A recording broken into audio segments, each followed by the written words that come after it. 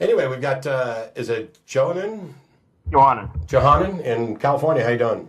Hi. I was going to comment on, you guys have seen many theistic arguments, I'm sure, but have you taken into consideration idealism? Well, I've considered all kinds of things, but you'll have to go into detail on what you mean. Two basic arguments for this. Actually, I was invited out to California by J.P. Moreland because he was so excited about this. But the first is a philosophic argument. The second is a very simple philosophic argument. The second one is from physics. And the philosophic one pretty much stems from philosophy of mind, and I'm fairly certain both of you will agree with the first premise, which is that substance dualism is false due to the interaction problem, right? So I don't go so far as to assert that substance dualism is false. I just do not believe that it's true. Hopefully you'll get that distinction. The second one is that you look at the arguments from philosophy of mind, and they're pretty strong. There's numerous ones you can do. This Kripke's argument, Mary the color scientist, point thing is, and you can use Cartesian skepticism to arrive at another one, and so on and so forth.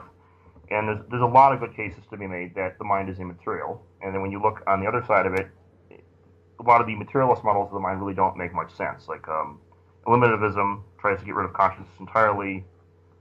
Functionalism says the mind is a process, which is kind of strange because you're talking about your own subject being an action rather than a thing. Well, now the fact that we don't necessarily use language properly to describe it is not a defeater for the position. The fact when we're just getting to where we understand the mind, of course we're going to refer to ourself and we're going to say things like my mind, my brain. Don't let the language, inhibit our ability to understand what's actually going on. I view the mind as a function of the brain. I know. Well, the thing with that is that it's not just about the language. The language reflects our original experience, and so the first thing you know in the world is your own mind exists. It reflects our perception, but that doesn't mean our perception is accurate or our ability to describe it is accurate. Right, but there has to be, at some level, a very basic level of perception which has to be accurate, otherwise, which then forms the foundation of all of our subsequent knowledge. Like, Cartesian skepticism, right? Descartes doubts everything he can in the world, and then reaches this fundamental foundation, then everything else derives from that. And well, in that particular case, fundamental foundation. So I don't see that there's a bridge for that. There's just basically a presupposition that's a kind of a pragmatic. You have to. You can't really ground knowledge. Even you'll say it is a presupposition, right? Yeah. You still have to have something like that to ground any sort of knowledge, which should even include scientific. The ground is the presupposition. But how does this get us to an argument for deism or theism? Okay, so the mind is immaterial. Dualism is false. I'm not saying the mind is immaterial. I'm not sure that the mind is something that actually. I'm giving the argument. Okay, I know you don't believe that. Okay, we'll get to that later. So and I'll let you finish, but it's just another one of those examples where we're going to begin an argument with a premise that I reject. Well, you already accept one premise, and we'll get to that. So the whole argument hinges on the second premise. No. No argument hinges on the second premise. If it's got two premises and you reject the first one, the argument's dead. No. You accept the first one. The first one was that dualism is false. No, actually, he said it's not true. You believe it was false. You don't believe it, though. I don't accept that dualism is true, but go ahead. Okay, so we're both honest, and the second then premise is that the mind is immaterial. Now, okay, I reject that premise. You reject that premise, but everything hinges on that one premise. Now, if that premise is true, though, then the only substance in existence is mind. So therefore, if mind is immaterial, it therefore follows automatically that idealism is also true, right? So if somebody comes up to you with an argument and you reject one of the premises, why would you bother continuing? Well, we could further discuss the premise you reject. Now, I was going to bring a second argument in, very briefly, that would kind of go into put another take on all this, which I think would really change the perception of things, okay? In quantum gravity right now, my background was physics, and so I'm familiar with this. In the field of quantum gravity, right now, researchers are discovering that what we refer to as time is emergent. Now, space-time is the ground of physical reality. When you talk about something being physical, you're talking about matter or energy existing in space-time. Am I right? I suppose so. Okay. Now, if space, which is what everyone's Are you saying, mud wrestling a walrus or something in there? Because I can't hear you. The microphone's going all over the place. Sorry, is it better? Okay, go ahead. Okay. Okay. Just a couple quotes on this. This was Einstein didn't know how to develop the theory at the time, but he knew where the theory lay. So you're failing miserably. I don't care about quotes. Like, all right. Just what is the point? Can we get to the point? Yeah. Bottom line is, we're saying that physical reality is emergent, which means that whatever it emerges from is necessarily non-physical, and in particular, we can now quantify it. And what it is it's actually Sean Carroll wrote a blog on this recently. What it emerges from is entangled quantum information. Now, when you go over to cognitive science, this is from my home state, Wisconsin, there's a researcher called Joel Olsteen, and he has the world's most popular cognitive science model currently, called integrated information theory. Now, in Conscious as Integrated Information, a provisional manifesto, in footnote 14, he states that quantum entanglement and integrated information, to the extent that one cannot perturb two elements independently, they are informationally one. So what he's saying here is that entangled states are integrated information states, which are conscious states. But now, given the physics, which is coming on consensus at this point, space-time emerges from entangled information. So it therefore follows that space-time emerges from integrated information, which means space-time emerges from a conscious state. So you have physical reality, physical space-time, everything inside of it, emerging from a deeper non-physical reality, and that non-physical reality is consciousness. Now, when I sent this to Sean Carroll, interestingly enough, he didn't actually have a good response. It said, I don't understand IIT well enough to say, but entanglement is ubiquitous in many physical systems. Wait, so you sent this all to Sean Carroll, and he replied? Yeah, he replied. It was fascinating because he didn't know what to say. He was, he's not a cognitive scientist, obviously, but given the cognitive science, Tononi is one of the world's foremost cognitive science researchers, it would automatically follow from Carroll's physics that space-time emerges from a conscious state.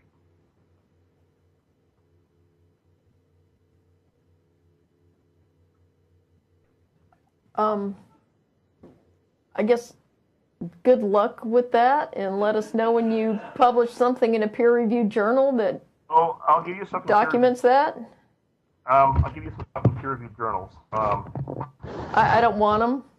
What? What? I don't want them. But you said you were curious about this, right? No, I'm actually bored beyond belief, but you can email us if you want to. This is, you guys are the Atheist Experience. You guys call for theists to come in and yeah. Well, I'm going to give you experimental evidence. What could your argument? How could your argument in any way prove there's a God? Well, if the universe is contained within a mind. If the universe is contained within a mind, if we could conclude that, which I don't for a second think that we can or think you've done, but then the conclusion would be that the universe is contained in a mind. How does that get you to a God? Okay, well, it's pretty simple. A God is defined as an omnipotent, omniscient, omnipresent being. Right? Okay, that's the God of classical theism. It's not required for any and every God. But your argument doesn't get you to omnipotent, omniscient, omnipresent. It just gets you to a mind. I'll explain how. If everything is contained within the mind, right, a mind, it therefore follows that that mind knows everything in the universe. No, it doesn't. No. There are things contained within my mind that I don't have immediate recall of or understanding of and cannot manipulate. Not in your subconscious mind, in your conscious mind. Well, how does your argument get us to conscious mind anyway? It just got us to mind, didn't it? Time is being literally simulated within this mind. Okay, these are but that doesn't get us to conscious mind. That gets us to mind. This is the problem with people who begin with a conclusion and try to make their discoveries within data fit that. So you come up with a model that says, oh, well, physical properties, let me finish, physical properties are emergent, and they must be emerging from something, so we're going to call that a mind when I haven't seen any evidence that it is in fact a mind. What you've done is taken one definition of information, quantum information, and somehow equated that with a mind. But now when it gets down to saying, how does this get us to a God, you say that not only is this mind, but it's necessarily conscious mind that is manipulating it, which would give it all the qualities that we would necessarily associate with a God, which doesn't tell you anything about any God anybody has ever believed in, or whether you're doing the same thing Craig does when he talks about first causes, gets to the universe must have a cause, and therefore it's Jesus. You're making an incredible leap. I didn't say Jesus. I just said a God. Yeah, Sorry, what? Yeah, he didn't say Jesus. He just said a God. But no, I didn't say you matter. said. Can you not freaking listen to me? I didn't say you said Jesus. Craig said Jesus. You're making a similar leap from information to conscious mind that I'm going to call God. And Craig is making a leap from must have been a first cause to Jesus.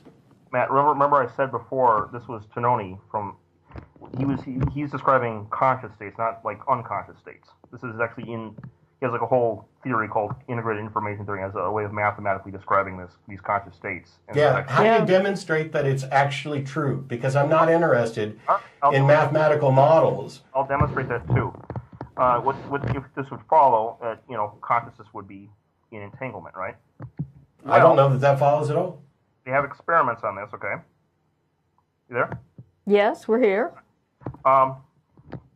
If you have, they've done experiments on this, and they found that there's something in the brain called gamma synchrony, where there are proteins in the back and front of the brain, and they oscillate in vibration with one another, okay? Sure. Did you find proteins in the quantum information? Now, hold on. Did you find proteins in the quantum information?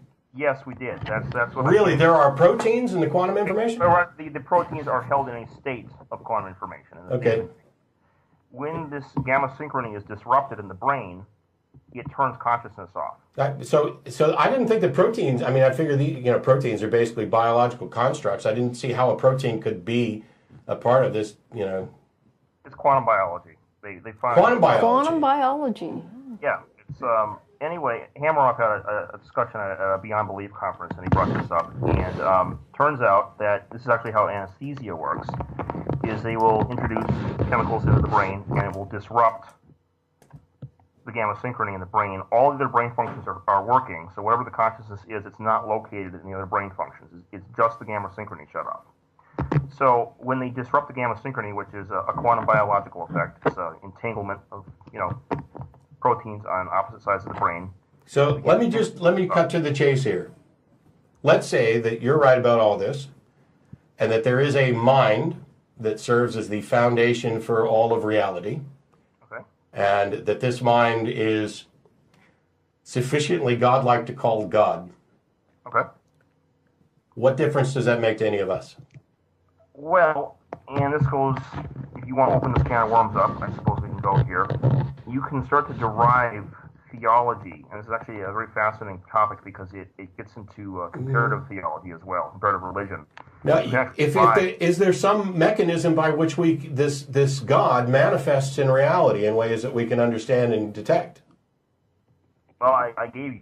It's the quantum experiments. Okay. I don't care. Okay. Well, so let's suppose we could say you're looking for something like a miracle, right? I'm looking for any manifestation of a God that can be detected in reality, because even if I begin to concede the things that you were putting into your argument, that doesn't get us anywhere to a being that we can in fact interact with or know anything about. So now I'm looking for what is the mechanism by which the God mind managed to communicate intentions and ideals to us. Well, you want to give a personal story? How I got out to Biola? I mean, is that what are you exactly looking for when you say that?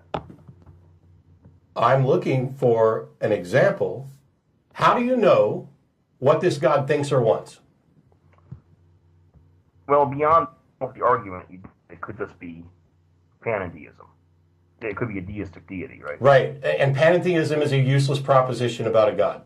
Well, no, because it gives you an accurate way of modeling the world. No, it doesn't. Based on what? Based on ADS mirror correspondence and IID. If there's no, so we have to get to this issue of whether or not there is a being, a thinking agent that wants something, and how we can know what it wants. Otherwise, its existence is irrelevant to us. All right. Well, going to how you can commune with it, so to speak. Okay. It's a study from 2012 on quantum cognition, and they found that your inner space, if you do your thoughts and emotions, right? Your inner space is actually modeled best by wave functions. And they had another paper in Popular Science where they're talking about how you can model cognition as a quantum field across the brain, which would be the wave function pre-collapse, which is how you model entanglement. Now, it doesn't work to actually just model it like this. If it is modeled like this, it has to actually behave like this due to things like the Feynman universal simulator problem. But I won't go into that now because it's too technical. But the point is this models your inner space. And now, if you I saw that movie. Yeah. What? I saw that movie with Dennis Quaid, Inner Space.